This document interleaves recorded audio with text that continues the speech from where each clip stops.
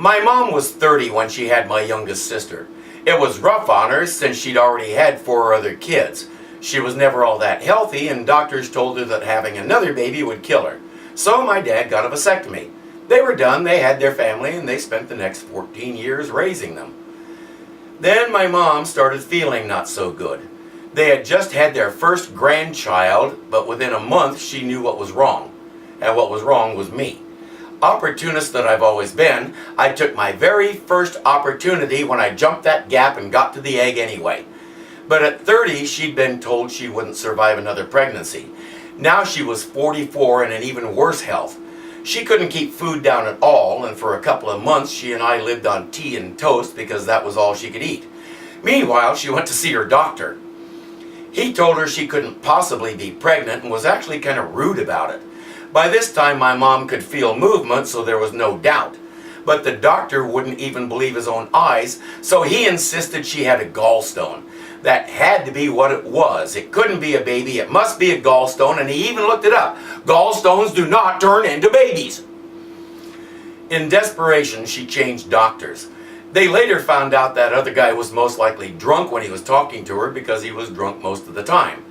The new doctor put her on some medication and a special diet, but it was getting close to time for me to hatch, and she was in really bad shape.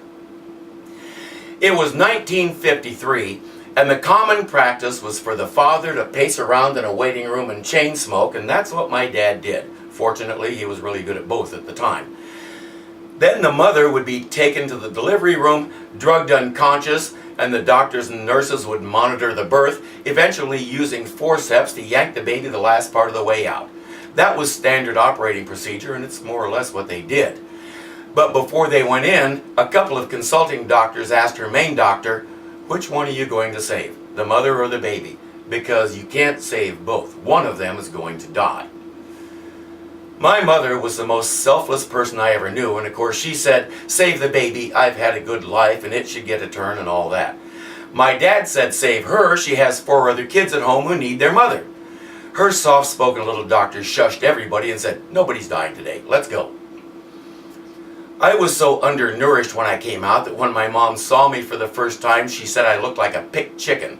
But it didn't take long to get both of us into good health. That doctor was as good as his word. My mom lived to 84. I'm 64 and still going strong.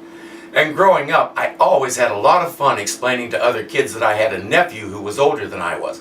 Of course, in the early years, I had to explain what a nephew was.